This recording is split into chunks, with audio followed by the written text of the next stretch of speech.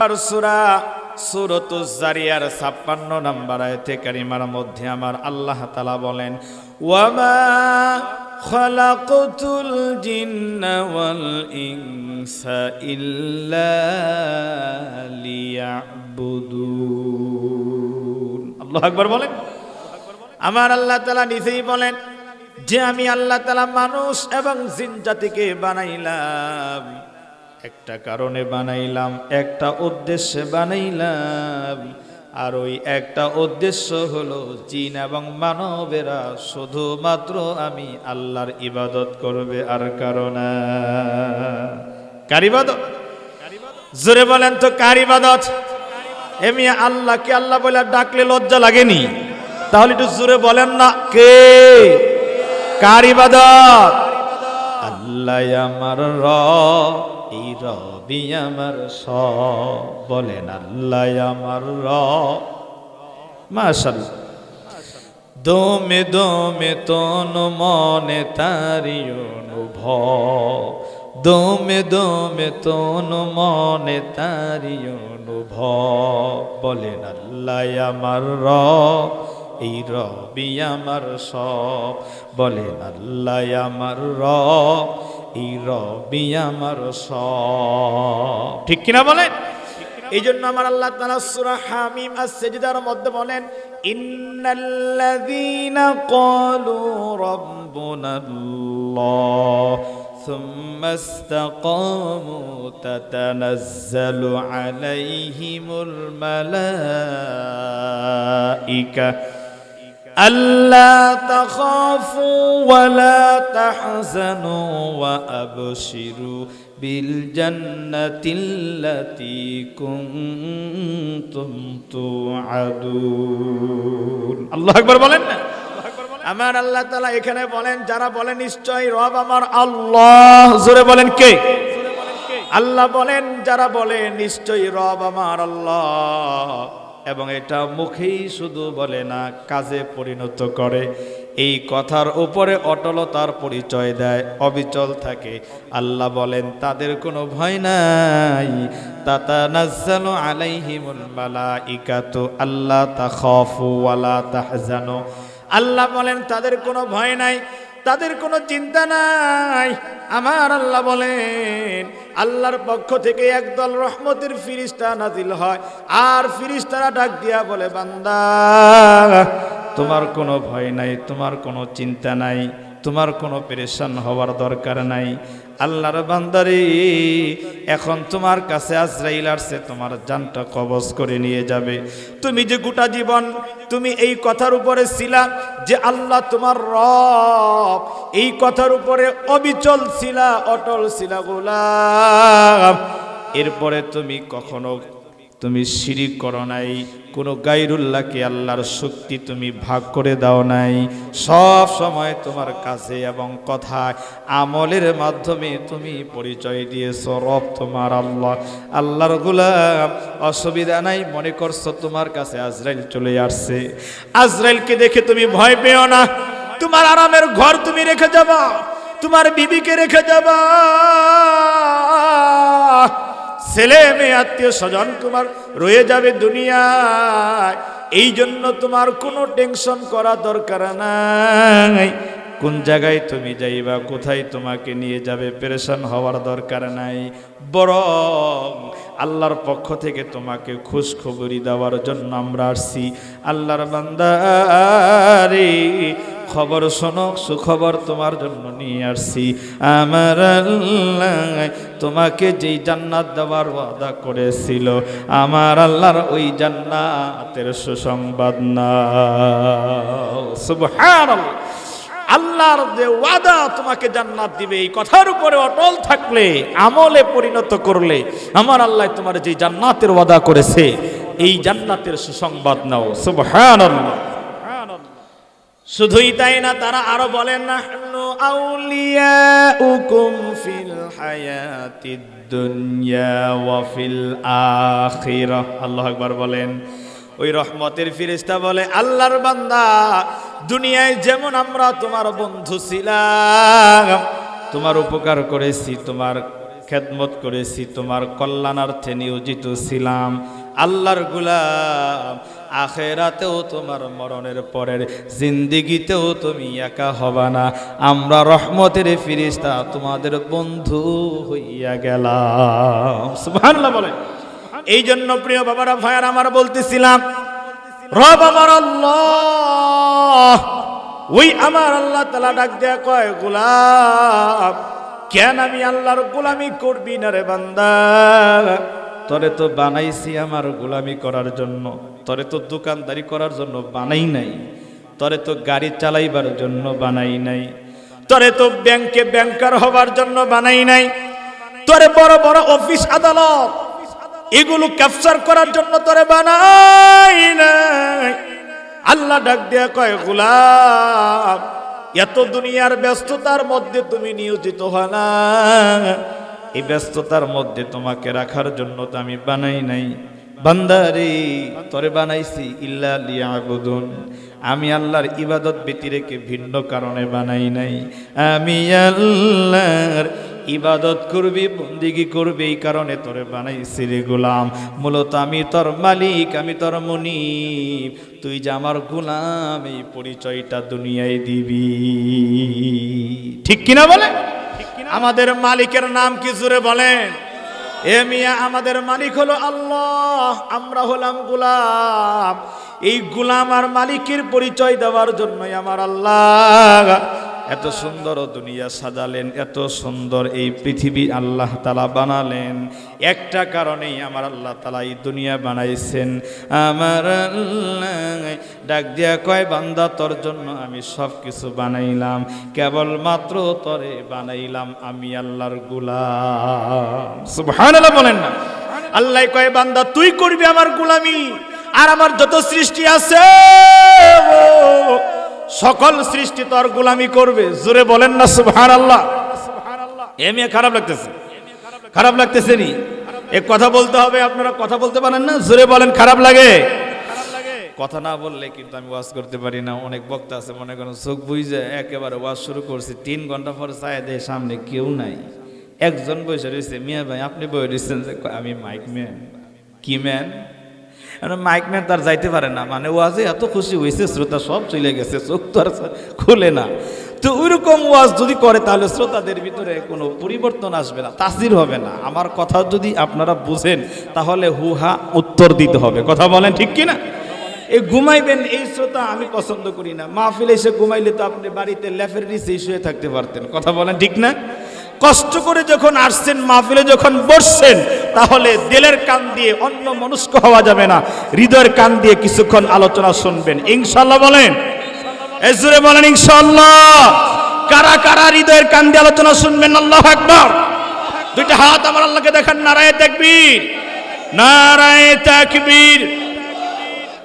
আল কোরআনের আলো, আল হাদিসের আলো, ওয়াজ মাহফিল যেখানে, উলামায়ে কেরাম যেখানে, গান বাজনা যেখানে, হ্যাঁ নাই তাই?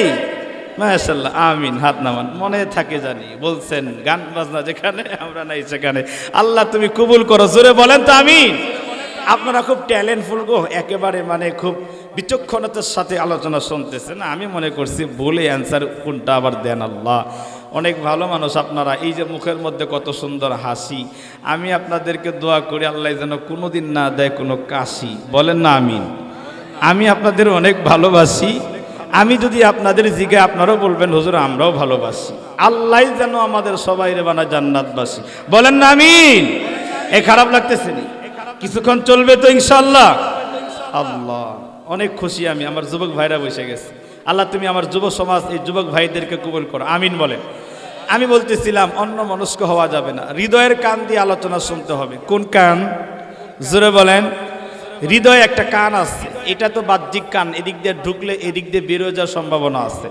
কিন্তু মনের একটা কান আছে যেটা দিয়ে শুনলে আজকের আমার ওয়াজ কালকে আপনি করতে পারবেন, আপনি যদি দিলের কান দিয়ে শুনেন। ঠিক কিনা? একটা কথা আমার শুনতে গিয়ে যদি মিস্টেক করেন তাহলে গোটা আলোচনা ফেস লাগবো। কালকে সকালে চার দোকানে বইয়া বলবেন যে আসে গেলা হিসাবে আনছিল, অনেক বড় বক্তা শুনলাম, কি বিষয় জানি ওয়াজ করলো। আছেন একটা বেজাল লাগার মতো। যদি অন্য মানুষকেও কিছু শুনছেন কিছু শুনেন নাই, এই বিবির কথা মনে মাহফিলে বসে বসে বউ নিয়ে কল্পনা করতেছেন, মাহফিলে বসে বসে আপনার গোয়াল ঘর নিয়ে চিন্তা করতেছেন গরুটা ছুটলো কিনা, তাহলে কিন্তু আলোচনা এই কান্দে ঢুকে আর কান্দে বেরোইব। আছে না এমন কিছু মুসল্লি নামাজে খারাইছে, মনে করেন এমন হয়ে গেছে 4 রাকাতের জায়গায় 6 রাকাত পড়ছে, আর ঠিক নাই, মানে এমন ধ্যানে নামাজ পড়তেছে। আসেনি কথা বলেন, খালাকালাকুম মা ফিল আরদি জামিআ। আল্লাহু আকবার বলেন না, আমার আল্লাহ তাআলা বলেন আমি এমন তোমাদের সত্তা, আমি এমন আল্লাহ যে আমি আল্লাহ তোমাদের জন্য জমিনের যা আছে সব তোমাদের জন্য বানাইলাম রে বান্দা। সুবহানাল্লাহ বলেন। জমিনের ভিতরে যত কিছু আছে বাবা, আল্লাহ কয় সব কিছু তোমাদের জন্য বানাইলাম। সব যদি আমাদের জন্য বানায়, আমাদের একটা কারণে আল্লাহ বানাইছে। একটা কারণ হলো আমরা শুধু আল্লাহর ইবাদত করব, আর আমাদের প্রয়োজনে যা যা প্রয়োজন যত কিছু লাগে বাজান, সব কিছুর ব্যবস্থা কে করবেন? একটু জোরে ডাক দেন না, কে করবেন? সব কিছুর ব্যবস্থা আমার আল্লাহ করবে। জোরে বলেন সুবহানাল্লাহ। আমার আল্লাহ তাআলা আরো বলেন সূরা বাকারার ভিতরে, সম্ভবত 22 নম্বর আয়াতে কারিমার মধ্যে আল্লাহ বলেন, আল্লাযী জাআলা লাকুমুল আরদা ফিরাশাও ওয়াস সামাআ বিনাআ ওয়া আনজালা মিনাস সামাই মাআন ফাআখরাজা বিহি মিনাস সামারাতি রিজকাল লাকুম। আল্লাহু আকবার বলেন না। আমার আল্লাহ ডাক দিয়া কয়, বান্দারে কেন আমি আল্লাহর গোলামি করবি না? ও গোলাম, আমি আল্লাহ তোর জন্য এই জমিনটারে চাদরের মতো বিছাইয়া দিলাম। সুবহানাল্লাহ বলেন। আল্লাহ কয় জমিনটারে তোর জন্য চাদরের মতো বিছাইয়া দিলাম, আর আসমানটারে আমি আল্লাহ তাআলা তোর জন্য সালের মতো বানাইলাম, সামিয়ানার মতো আমি আল্লাহ তাআলা আসমানটারে বানাইয়া দিলাম। বান্দারে ওয়া আনজালা মিনাস সামাই মাআন ফাআখরাজা বিহি মিনাস সামারাতি রিজকাল লাকুম। আমার আল্লাহ ডাক দিয়া কয়, আসমান থেকে আমি আল্লাহ বৃষ্টি নাজিল করে দিলাম, বৃষ্টি নাজিল করে দিয়া জমিনের উর্বরতার শক্তি বাড়াইয়া দিলাম, যাতে করে জমিন থেকে ফসল আদি উৎপন্ন হয় রে বান্দা। আল্লাহু আকবার। আল্লাহ কয়, গোলাম আমি আল্লাহ বৃষ্টি দিলাম। জোরে বলেন তো, বৃষ্টি কে দিয়েছে? আরো জোরে কোন, কে দেয়? এই বৃষ্টি কি আমাদের সাবেক প্রধানমন্ত্রী শেখ হাসিনা দিত নাকি? এখন বর্তমান ডক্টর ইউনূসের ক্ষমতা আসেনি বৃষ্টি দেওয়ার? বৃষ্টি আমেরিকার, লন্ডন, ফ্রান্সের এই কোনো বাদশা দেয় নাকি? কথা বলেন, কে দেয়? আল্লাহ কয় বৃষ্টি আমি আল্লাহ তাআলা দেই। আল্লাহ তাআলা বলেন আসমান থেকে ওয়া আনজালা মিনাস সামাই মাআন ফাআখরাজা বিহি মিনাস সামারাতি রিজকাল লাকুম। আমার আল্লাহ তাআলা বলেন, বান্দারে তোরে খাওয়ানোর জন্য আমি আল্লাহ তাআলা বৃষ্টি দিয়া জমিনটারে উর্বরতার শক্তি বাড়াইলাম, যাতে করে দুনিয়ার জমিন থেকে ফসলাদি উৎপন্ন হয়। সুবহানাল্লাহ বলেন। এই আমার আল্লাহ যদি বৃষ্টি না দিত মিয়া, 1 বছর যদি খালি বৃষ্টি না হয়, ফসল খুব ভালো হবে। কথা বলেন। এ মিয়া, এই যে মনে করেন রমজান মাসটা গেলে পরেই যদি বৃষ্টি না হয়, মুসল্লিরা পাগল। জুমার দিন হুজুরের কাছে গিয়া বলে, হুজুর আমি হাদিয়া দিলাম 200, দোয়া করবেন। হুজুর বলে, কিসের হাদিয়া? মুসল্লিরা বলে, হুজুর আজকে একটু জুমার পরে দোয়া করবেন, আল্লাহ যেন বৃষ্টি দেয়। ঠিক কিনা বলেন? কয় বৃষ্টির জন্য একটু দোয়া করবেন। কেন? কয় হুজুর যদি বৃষ্টি না হয়, আমি 5 বিঘা আমি বিভিন্ন ফসল, বিভিন্ন তরকারি বলছি, যদি বৃষ্টি না হয় আমার জমিনের সব ফসল নষ্ট হয়ে যাবে। ঠিক কিনা বলেন? এ মিয়া, আপনি আমি মনে করছি যে আমি বুঝি এই ধান বুনলাম, আমি বুঝি গম বুনলাম, পাট বুনলাম, ভেন্ডি বুনলাম, মরিচ বুনলাম, আলু বুনলাম, এই যে কত ধরনের সবজি, কত ধরনের ফসল বুনলাম, কত ধরনের গাছগাছালি বুনলাম, এগুলো বুঝি আমি নিজেই তৈরি করলাম। আমার আল্লাহ ডাক দিয়া কয়, বান্দারে কেন তুই গোলামি করবি না? কেন গোলামি করবি না? ধান ক্ষেতের ধান আল্লাহ কয় হইতো না, গম হইতো না, ওই পাট হইতো না, সরিষা হইতো না, আমি আল্লাহ যদি আমার কুদরতি সাহায্য তোর জন্য না করতাম। ঠিক কিনা বলে? কার সাহায্যে হয় এগুলা জোরে বলেন তো? মিয়া মনে করেন সরিষার দানা, এগুলো যদি একটা পটের ভিতরে বয়মের ভিতরে যদি আপনি ভরে রাখেন, বলেন তো কয় বছর বয়মের ভিতরে বইরা রাখলে গাছ জন্মাবে? কথা বলেন। 100 বছর রাখলেও গাছ জন্মাবে না। আমার আল্লাহ কয় আমি তো জমিনটারে তোর জন্য চাদরের মতো বানাইয়া দিলাম। বান্দারে, যে সরিষার দানা 100 বছর থাকলেও গাছ জন্মায় না, ওই সরিষার দানা তুই জমিনের ভিতরে হাল দিয়া ছিটাইয়া দিছ, 2 দিন পরে গিয়া দেখিস জমিন থেকে সরিষার দানা ফেটে গাছ জন্মাইছে। জোরে বলেন না সুবহানাল্লাহ। এই মাটির পাওয়ার আছে না নাই? মিয়া মাটি কে বানাইছে জোরে বলেন? এই মাটি আমরা মনে করি মাটি এটা স্বাভাবিক জিনিস। আল্লাহ কয় বান্দা এটারে আমি ফ্রি করে দিলাম, যার কোনো জায়গা জমি নাই ওই মানুষটারও দুনিয়াতে চলতে কষ্ট হয় না, হাঁটার জন্য রাস্তা থাকে, শোয়ার জন্য রাস্তায় হলো শুইতে পারে, ঠিক কিনা বলেন? যদিও তার নিজের নামে মালিকানায় নাই, এরপরও রাস্তায় যদি কোনো মানুষ বিছনা করে ঘুমায়, দুনিয়ার কোনো মানুষ তারে বারণ করবে না। কথা বলেন ঠিক কিনা?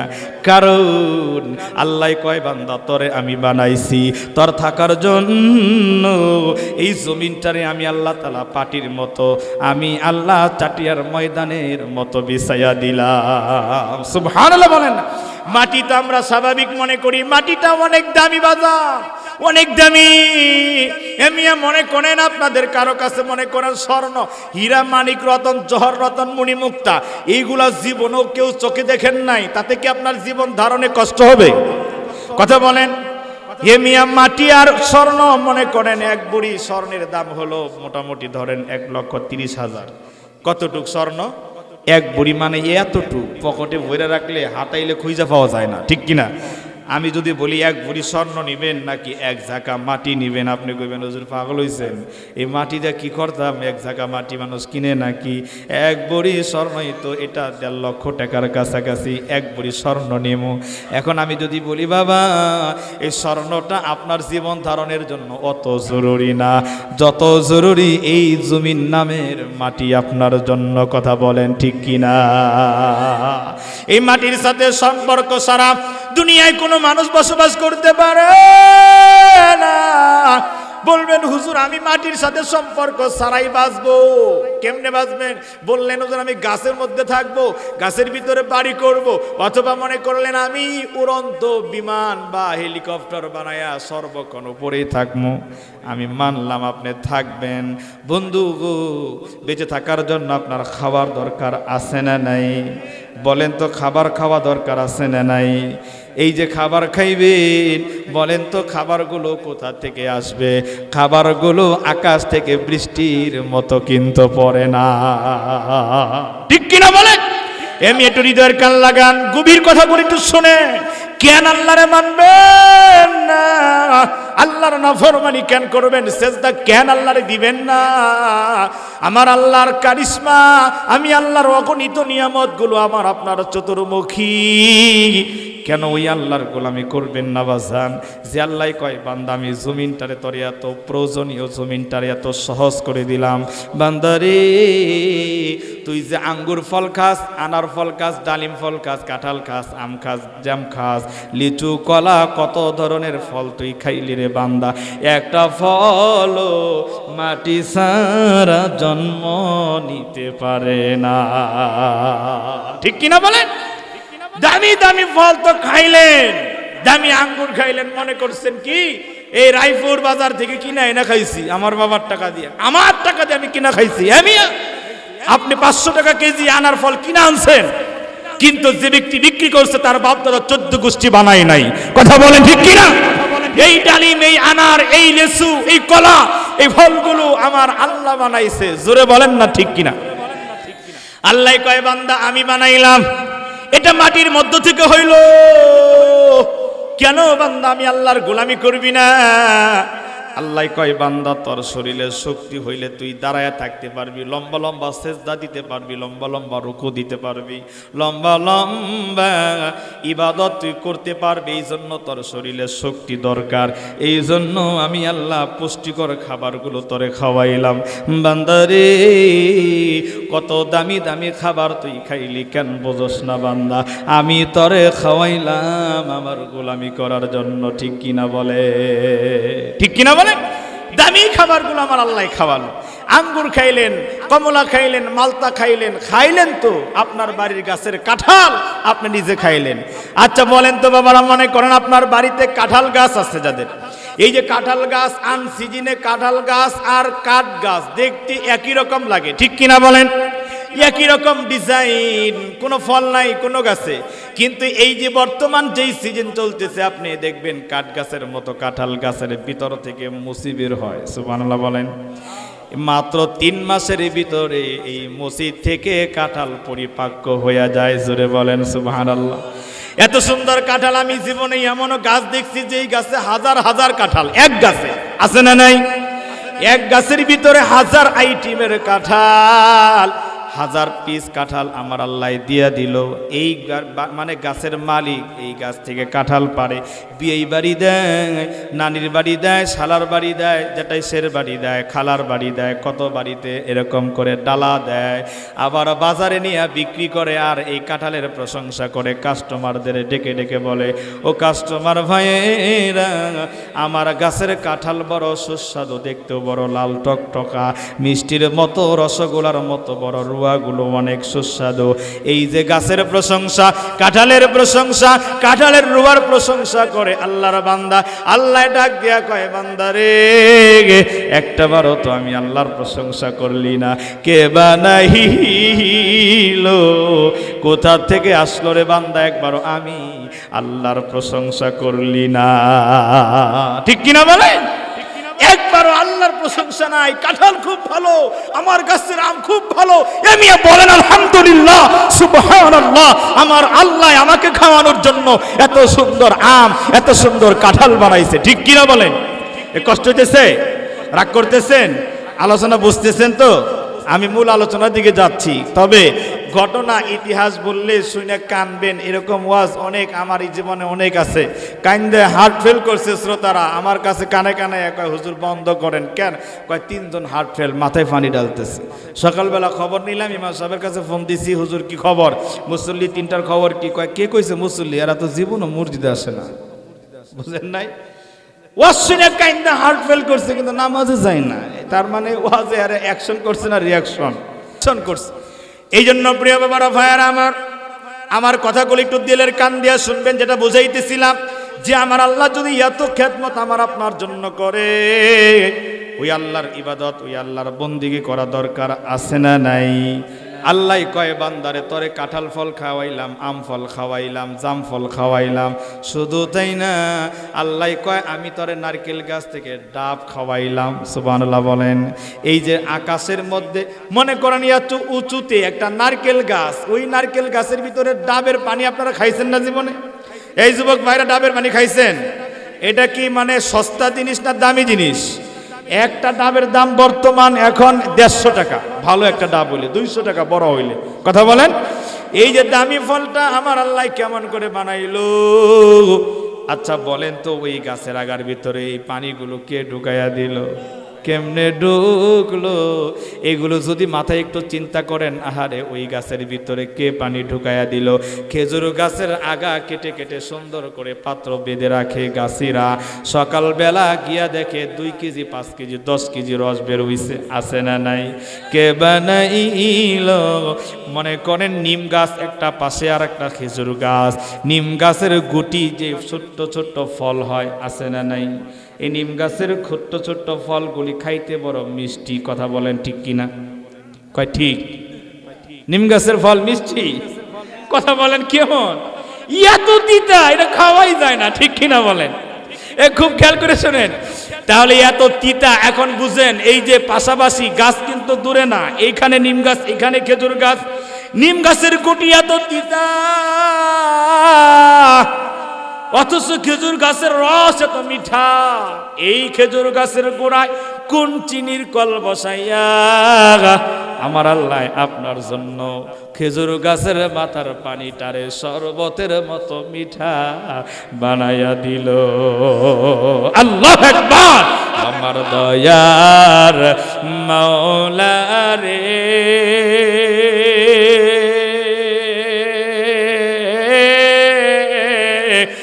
আমার দয়ার মাবুদ রে, কোথায় গেলে পাইব তোমার ঠিকানা, তোমাকে বুঝি আমি পাইলাম না, তোমাকে পাইবার আশে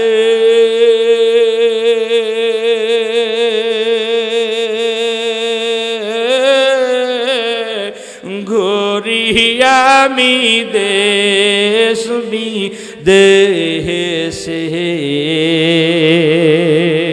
কোরআনের মাহফিলে করলাম বিছানা, ও আজের মাহফিলে করলাম বিছানা, মসজিদের ভিতরে করলাম বিছানা। আল্লাহু আকবার বলেন। এগুলো কে বানাইছে জোরে বলেন তো? এই যে এত আইটেমের ফল বলতেছিলাম, ডাব দেখেন বুঝে আসে না।